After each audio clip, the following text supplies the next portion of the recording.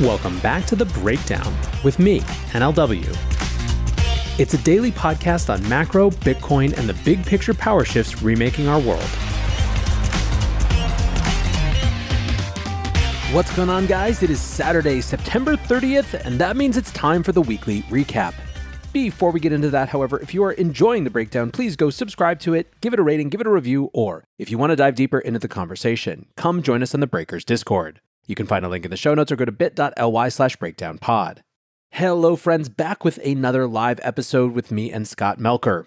I say this at the end of the show, but I'll just tip you off at the beginning here too. This was an archetypal week of where the market is right now. What I mean is that we are very clearly after the worst of the bear market, but we are very much not in a new bull market yet. We're in these strange, uncomfortable hinterlands that are a combination of nascent new efforts and excitement, and a lot of cleanup from what came before. I think as you'll see as we go through all of these stories, that is the story of this week as well. So with that, let's get into this conversation, which aired live on Friday morning. We're going to just dive into it right now. It is ETF-a-palooza, man. Thank God it's actually things happening rather than just more speculation. You know, I mean, it was interesting it looked like the story was going to be about a set of rejections and delays again up until yesterday afternoon. So a nice unexpected twist perhaps at the end of the week. Yeah, so for anybody who didn't catch it, Valkyrie gets approval to start buying ETH futures for its existing Bitcoin ETF. So for those who are reporting that a new Ethereum futures ETF was approved, that's actually not the case. What happened is that Valkyrie here is converting their Bitcoin-only futures ETF, BTF, into a Bitcoin and Ethereum. Very interesting how this happened. So just to give the very brief storyline, we had, as you know, a lot of Ethereum futures ETFs filed for. Valkyrie was first in line and was very, very likely, Bloomberg was saying 90% to get approved on Tuesday. Well, all of a sudden this week, and you guys saw Steve on here being very coy this week, yesterday, all of a sudden, apparently, ProShares and Van Eck were moved to a Monday. And we talked yesterday about the first mover advantage, how important it is to be first. So somehow Valkyrie was about to get preempted. What they did here is they updated their risk disclosures, which allowed them to add a very small amount of Ethereum futures contracts to this other ETF in the conversion. And so yesterday, they were able to basically add 5%. And come Tuesday, likely they'll be able to go up to 50% to make it blended. So basically, they played a little inside baseball and found a novel way to get some Ethereum into there and then, of course, be first. I mean, you may have seen even that Van Eck was actually running ads already yesterday for their approval on Monday. So everybody knew this was coming. They're literally already running advertisements for it. And Valkyrie got slightly ahead. I mean, what do you think of this move? I think it's smart in the sense that it's kind of like the only play they had. There is such a strong first mover advantage that, you know, I don't necessarily know that it ultimately changes destinies, just because it's, you know, the question ultimately will be like, do people want this blended product versus exposure sort of separately organized? Who knows? That actually could end up being a novel, useful product in the market. It could be that people just decide, hey, one fell swoop, I get exposure to both. I don't have to think about it versus, you know, buying two different or something like that. So, you know, it's hard to say, I think, from here. But it's kind of, you know, it's smart when it's the only play you have, I guess is what I would say. Yeah, I agree. And as you can see here, major TradFi player Van Eck readies Ethereum futures ETF. And I think Bitwise, who we had Matt Hogan on yesterday, and he was kind of smiling, assuming they were going to be first. We had him on with Steve, and it seems that Steve got the jump. So kind of an interesting week around here. Of course, we saw this week that we had 4 lawmakers, 2 Democrats, 2 Republicans on the House Financial Committee saying, hey, Gary Gensler, approve this thing right now, right? We need a Bitcoin spot ETF. What are you delaying for? And then it took all of 45 minutes for the SEC to then reject, or I should say defer, the decision on ARC-21 shares. And then now we've seen a slew of delays. There's nothing really, to my understanding, that's coming up now until January. They could have waited weeks to do all of this, but even BlackRock now delayed. Do you think that this was a cute FU by the SEC saying, we're not going to listen to these guys? Or do you think this is a government shutdown coming and we got to get ahead of this? I think it's a combination of everything. So one, my base case is I believe that the Gensler SEC is going to do everything they can to delay as long as humanly possible. I think that the Democrats have decided that they don't really even care if they win these court cases as long as they screw up the industry for as long as possible. And, it's sort of a situation where, depending on how the elections go next year, either they're re-emboldened and re-empowered to kind of continue on their course, or it's not their problem anymore. So if they can just keep it, locked up in problematic litigation and sort of endless bureaucratic delays, fine, right? That's as good as it can be. So I think that's my base case in general for how Gensler is thinking about things. So that means that I think that they were preparing to delay these applications no matter what, right? But then you have two other factors in terms of the specific timing. One is, I do think that probably the preparation that went into making this decision to delay at this stage was shutdown related. Kind of a, if you know that it's going to be delayed, this is the, one of the things that you can actually get out ahead of on your list of stuff that you're not behind on coming out the other side of whatever that shutdown looks like. So I think that's part one. And then I think that it was just the cherry, on top, the icing on the cake when this letter came in from the House Financial Services Committee. My guess is that they would have delayed these anyways this week in advance of the shutdown. But I don't think, let's put it this way, I don't think that they minded being able to kind of let the middle fingers blaze a little bit, posting it right after that letter hit the wires. Yeah, I 100% agree with that. And to my knowledge, and I've called the ETF experts, if they didn't get ahead of this and there was a shutdown and for some reason those specific employees were furloughed or were not at work, there is a risk that these could be effectively passively approved because they're not actively denied. So the SEC actually has to deny these or else they basically become approved. That's what's happening with this futures ETF. There was no denial. They just come to market. So that's sort of how ETFs are quote unquote approved. They're filed for it. If they're not denied, then they effectively can go live. So they really, I do think, had to do this. And to your point, I think they just got the little extra FU as a part of it. Now, speaking to the title, crypto funds could manage as much as $650 billion within years, Bernstein says. It's obviously coming from AllianceBernstein, a huge institutional player. The crypto industry is expected to transition into a formal regulated asset management industry from a cottage industry with 50 billion of assets, the report said. Now, 50 billion is referring to the cottage industry. 650 billion is referring to it being a major TradFi player. Do you think that this is hyperbole or possibility? I certainly don't think it's hyperbole. I think that the numbers are completely arbitrary with all these reports. But this is basically saying that, over 5 years in the next two halving cycles, you're going to see whatever 13x growth. I guess that's from where we are in terms of the amount of traditional capital in these sort of managed products. I don't think that sounds at all unreasonable, especially, considering price appreciation as well. I think that the people are probably pretty binary. Either they think that everything is eventually going to zero and we're going to wake up and someday these things won't be valued, and BlackRock is in the second camp. These things have lived once again. They're going to keep being a going concern. They're going to be more relevant. And there's going to be exposure from the traditional financial world into that category of products. 650 billion sounds like a lot, but it's not a huge. Let's put it this way: if there were $650 billion of assets under management right now, it would obviously make the crypto industry a lot bigger. It would change the proportion of the industry that was retail versus institutional, but it still wouldn't make it crazy overweight relative to the rest of the world's places to park money, right? So I don't think it's at all unreasonable. I do think that, my eyes glaze over instantly whenever someone puts random numbers in a 5-year prediction. 650, 6.5. Yeah, exactly. I think that mostly the spirit of these tends to be provocation for the underlying trend. And so I think that what Bernstein is saying here is this is going to get a lot bigger and TradFi funds are going to come in over the course of the next cycle, which is something that I agree with. 100% agree. And listen, I don't want to talk Gary Gensler to death, but I do have to ask you your feelings on that actual committee hearing. I played all the videos yesterday. We're not going to be redundant. He took a beating. The question is, do you think that it even matters? Or is it literally just political theater? 100% does not care. So Gensler he has a very thick skin. He is a career politician through and through and through who is ready for any battles. He very clearly wants to continue to rise in the ranks of the Democratic Party and is using sort of his, action as a way, that's his main application for further advancement in the party.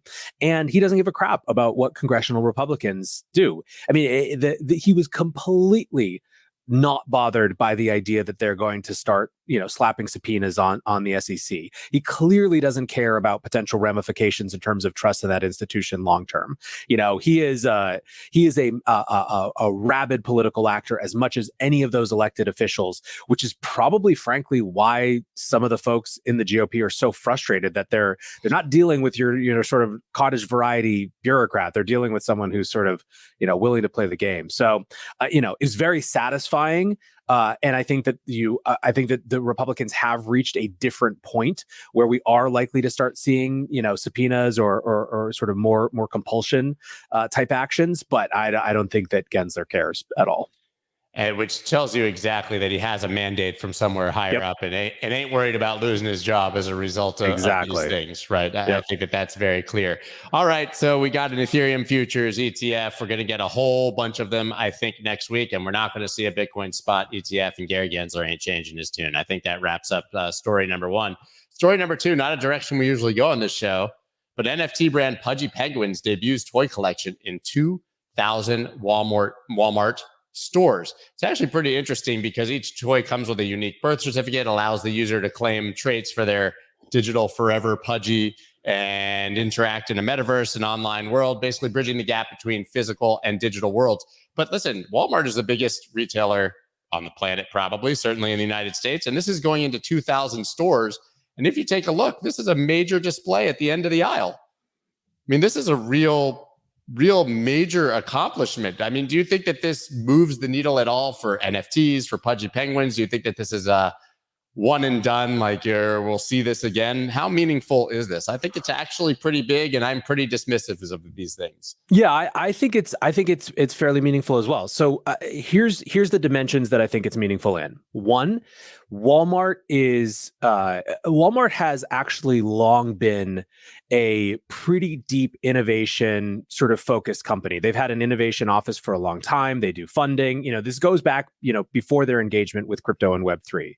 So it's not surprising to see them continuing to be interested in these things. They're very not fair weather when it comes to exploring new opportunities like this. The fact that they are doing this now in the context of this market means that there is some amount of conviction that it is at least worth exploring this middle space between digital and physical. And my guess is that for them, hold aside the language of NFTs or anything like that, that's what they're interested in. Is there a path to have people buy a thing in their stores that then becomes part of a subscription or whatever, right? Like it's a whole new revenue stream that opens up. So I think it is meaningful that Walmart is doing it. I think it also sends a meaningful signal to a lot of other brands that have quietly stayed fairly interested in Web3 despite the sort of chaos in the markets. I think that a lot of brands saw very clearly the opportunity of integrating digital assets either from a loyalty perspective or a new product perspective, but weren't necessarily convinced that avatar NFTs were the path. And they've all been lurking around and watching the industry throughout. So Walmart sending a signal that it's like okay to kind of jump back in and explore, I think is meaningful there. Now, for NFTs themselves, I think it is I think it's important because NFTs were always going to have to go through in this bear market a real test of just how much product market fit they actually had. And I think that there's a lot of good arguments that they found some amount of product market fit last cycle, in that it was the thing that brought in new people like nothing else, right? There was an entire community of people who came into crypto who hadn't been attracted before by Ethereum and, Bitcoin and all these sort of things, that had their totally separate community that didn't even care when we were, the Bitcoin kids and the Ethereum kids were yelling at each other on this other section of Twitter. They're oblivious to it. Now, prices are 95% down. A lot of collections are done. A lot of collections have been rugs. By the way, this one was sort of before it was resuscitated irritated. Absolutely. And the question is now, if people are sticking around, it's like, why are they here? What's the value proposition? Is it just sort of, these cute collectibles? Is there something more? And this to me could be seen as a signal that perhaps we're on the other side of the kind of bottoming out. And now we're back in the phase where people get to re-explore, is there a there, why they're still around, and what might be interesting. So if I were, deep in the NFT space, I would be really excited about this as potentially a transitional point in the cycle where even just from a kind of an energetic perspective, we get to look forward rather than look backward. Yeah, we spoke with Luca on Crypto Town Hall on Twitter Spaces yesterday. He's basically the guy who took over the project after that rug, as you described. He was very impassioned about that about this and really convinced me that this was a meaningful move. I hadn't really taken a look at the project. What I find interesting is that the floor price has not moved, right? Even on this news. So I thought that you would see some major pump on, news of Walmart 2,000 stores. I think this shows you just how sort of depressed and in that part of the cycle we are. And honestly, we have an Ethereum futures ETF. You didn't see the price of Ethereum move, right? And so I think that there's no news right now that can drive any part of the crypto market up until the cycle improves. But all of these things are going to become so important when it does, right? Yeah. And when we see 10 more of these announcements and you see these things going up, still, listen, almost 5 ETH for a Pudgy Penguin is not cheap, but I would have thought it would have gone up 10%, 20%. It's interesting. I don't know if this is a contrarian opinion or not, but I think that the more disconnected from speculative NFT mania the launch of these products can be, the more likely that they actually find some reasonable value proposition for people who are buying these things in Walmart. And we've talked about this before. One of the great challenges with crypto when it comes to crypto products that aren't just strictly financial is that they're so easy and powerful. It's so easy to speculate on them. It's so easy for fund flows to come into them that it usually subsumes and totally warps whatever purpose they might have had otherwise.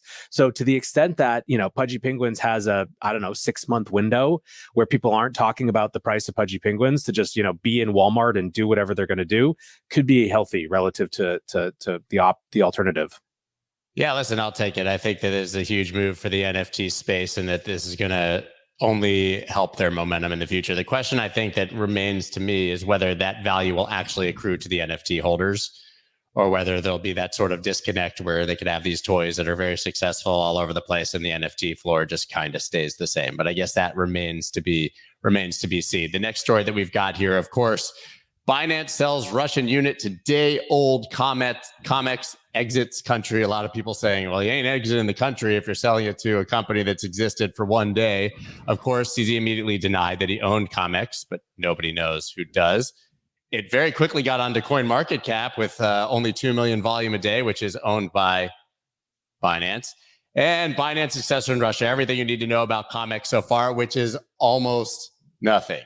Right? What do you make of this? It's clear that Binance wants you to think that they're exiting Russia, and maybe they legitimately are. But man, this doesn't seem to be the way to go about it if you're trying to make a clean PR move. Do you remember the SNL where Elon Musk hosted, and in one of the skits he was playing Mario, and then he left the screen and came back out as Wario? That's basically what I think this feels like. It's like, oh, look, instead of Binance, we have Winance now, but who knows? I don't know. The interesting thing to me is I think that hold aside questions of, is this just a Binance shell, which it's hard not to feel like that's the case. Although CZ doesn't usually make a point of kind of brazenly like lying, which it would have to be a surprise. He has been, the language is pretty uninterpretable or hard to misinterpret that he used yesterday to describe the lack of ownership that he has. But for me, one of the interesting sub stories with it is how much it shows that policies that are purportedly about one thing are actually about another thing. And so in this case, what I mean is we are, wanting to reduce Russian access to cryptocurrencies as a way to get around sanctions, right? That's nominally what all of these policies are about.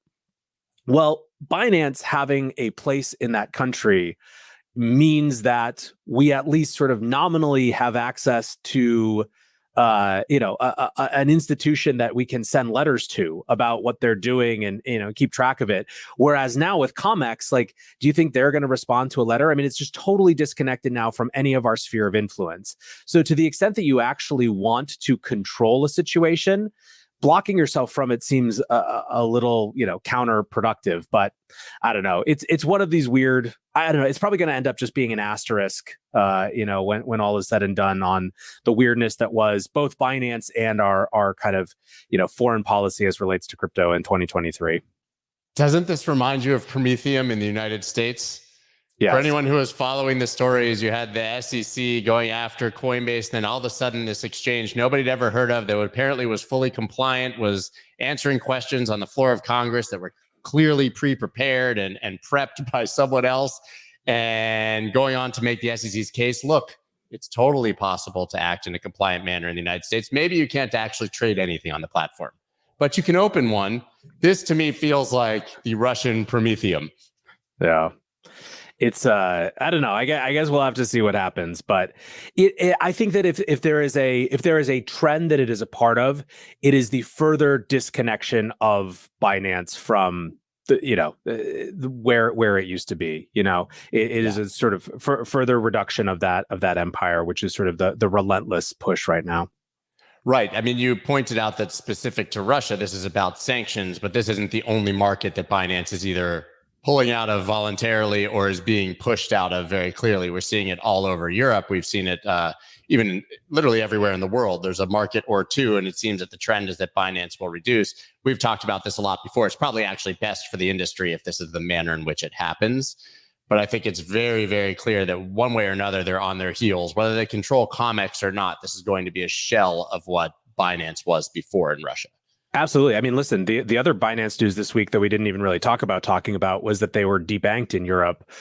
So there are further problems there. But I think to your point, if you want to be relentlessly optimistic, there being this slow bleed 2-year period where the crypto industry gets off of its Binance addiction, slowly but surely, is probably a lot better for the space as a whole. We're down from 70% of volume going through Binance to I think we're around 50% now globally. Maybe it's even lower. That gets down to a healthy 30%. And I think that the industry in general looks a lot better and a lot more decentralized. And that's with no sort of a priori hate towards Binance. It's just, it was never a healthy scenario to have so much concentration in a single actor. Totally agree. And our final story is, sadly, hacks, because you can't go a week, a day, a hour without hearing about some huge or very small, I guess, in the context of crypto hack in the space. Of course, I'm talking about the only $8 million of Ether hacked on HTX, formerly Huobi. And then, of course, this one kind of blows my mind. Mixin Network loses nearly $200 million in hack. It blows my mind because I've never heard of Mixin Network. And how the hell did these guys get $200 million on their platform that could even be hacked? So the Mixin story is actually, it's even worse than it sounds, because I think they have about 400 million on their platform. And from what I read, it is gone. The reason that it's being reported as 200 million is that they've guaranteed to backstop half of it. Their CEO came out and said that they would make sure that every customer got at least half, which presumably sounds like they're reaching into their own pockets to cover that. But it looked like a fairly total wipeout. I also had not heard of this service. It looks like it's used in Hong Kong and sort of that part of the world more than here, which is perhaps why we haven't. The hack stories are fascinating. I think that there's two very different types of hack stories that we get right now. One is North Korea Lazarus Group related. that has geopolitical implications. And the other are just these, the constant never ending reminder of how difficult security is in this space. And, one has implications for the industry in terms of how especially regulators think about it. And the other has implications, I think, more for how willing institutions are going to be and in what ways to get involved. I think every big hack that is, some random third-party service provider is more warning for, the risk management departments of some big TradFi fund, to go very lightly, which I think is probably puts even more demand on these sort of structured approved products like the ETFs we started the show with. But it's it is notable how frequently these things hit the headlines. Yeah, and it's very difficult to mitigate risk or to manage risk if you have unknown risks that can't be accounted for entirely. I mean, to your point, you just can't see any sort of institution putting money into DeFi, putting together an entire risk model, then all of a sudden the money just disappears. It's literally impossible. Yep. Right. And so there was one more actually that we didn't discuss before, but I can't believe I haven't talked about this week. I don't know if you saw this, that Ripple canceled their plan to buy Fortress Trust. Of course, Fortress Trust was hacked for $15 million. They pinned the blame on an unnamed third party. Ripple was coming in to buy them. Apparently that deal was already in motion, but when they found out about the $15 million hold, they sped it up quite a bit. But it seems that due diligence has failed here and that Fortress Trust has failed. Now, why does this matter? Let me just give the quick and dirty. Well, you guys may remember I was the one sort of who dug very deep into Prime Trust. I lost about a week and a half of sleep over it, trying to figure out what was going on. Prime Trust, obviously, we were the first ones kind of to say that they had lost private keys. They'd lost tens of millions of dollars of customer assets and then had basically degenerately traded to try to cover that hole. BitGo came in to try to buy them, so we didn't talk about that, but that fell through in due diligence, and Prime Trust is now in receivership. Well, you may remember as a part of the story that I told you guys very clearly, Scott Purcell, who is the head of Prime Trust, left Prime Trust to start Fortress, another registered, regulated custodian in the United States that got hacked here for $15 million and now has clearly a hole in their balance sheet. What is going on? I mean, these are the custodians. This isn't even like an exchange hack or a protocol hack. You have one job: secure the private keys and don't lose the money. Scott Purcell is the CEO of canceled acquisitions at this point. CEO of canceled acquisitions and like lost keys and hacks. It's really unbelievable because we were putting out sort of the warning flags against Fortress Trust when Prime Trust went under, and now seemingly you have a very similar situation. And you also have exchanges that have been custodying with all of them that seem to be like Neo in the Matrix dodging bullets. I mean, Swan Bitcoin was with Prime Trust, got out just in time. Apparently we're with Fortress, got out just in time. We're doing a product with BitGo. But man, it's very hard for an exchange, even a Bitcoin only very secure exchange, to confidently know where to custody at this point. Yeah, I mean, well, the interesting thing about this is that it feels almost for sure that custody and brokerage are going to be split up whenever we have sort of comprehensive regulations. Like I think that the US will impose some amount of the intermediary sort of split apart structure that the traditional financial sector has on the crypto space. And I think there were arguments a couple years ago that the efficiencies that you get from having some of these functions combined lead to lower fees for people and yada, yada, yada. I think at this point, it's a lot harder to make those arguments, coherently. And it seems likely that the beneficiaries are big traditional institutions who come in and bring their sort of, long history with it. I mean, they're going to scoop all the people who have experience with custody at all these places that are going under, hire them to build out the departments. And all of a sudden it's going to be BNY Mellon, and it's going to be, that's going to be the nature of trust. And frankly, at this point, for as much meaningful discussion as there should be about the TradFiification of crypto and what the threats there are, I think this is one area where it's like, let them have it at this stage, because we've lost our chance. Yeah, Bitcoin by Charles Schwab and BlackRock, custodied by BNY Mellon and State Street. But to your point, I don't think that any of this takes the shine off of self-custody. If anything, it pushes more people towards it. And I don't think we need the middle option. I think very responsible insured custodians on one side, and if you want to self-custody on the other side as an option, are enough. Yep. I don't think we need crypto native, half-ass regulated by Nevada gambling regulation custodians in this space. And I think this is yet just another lesson learned in a cycle that will be, hopefully not repeated in the coming cycle. So I don't think that's the worst thing that could happen here. Yeah, unfortunately, this cycle is going to be, there's going to be a lot of lessons learned this cycle. It's going to be the lesson learned cycle. I'm sick of learning lessons. I'm ready for some degeneracy again, man. I don't even know what's going to be the marker, but I just want to be talking next cycle and not this cycle. I don't know when this cycle ends or what officially makes that the case, but I want this cycle to be the next cycle. I'm over this one. We are in they are official. I believe strongly that we are in the overlap of the Venn diagrams right now. There's no, I think that to me, the marker of when the new one kicked off was BlackRock. And I said this before on the show. I think that the BlackRock ETF application announcement will be seen as the moment where things could have slid farther, and that backstopped, psychologically the whole thing. And the first ember started to glow back up. But I mean, we have SBF's trial coming next month. We're going to spend way too much time talking about it. But unfortunately, we have to, as much as we'd like to ignore it, it is a part of this. There's no way out but through that. I think that the optimistic take would be that, especially with that concluded, there may be space to kind of focus on the future. If I were advising big enterprise clients, I would be aggressively telling them to promote that narrative, because even if it's not true, narratives could make it true, right?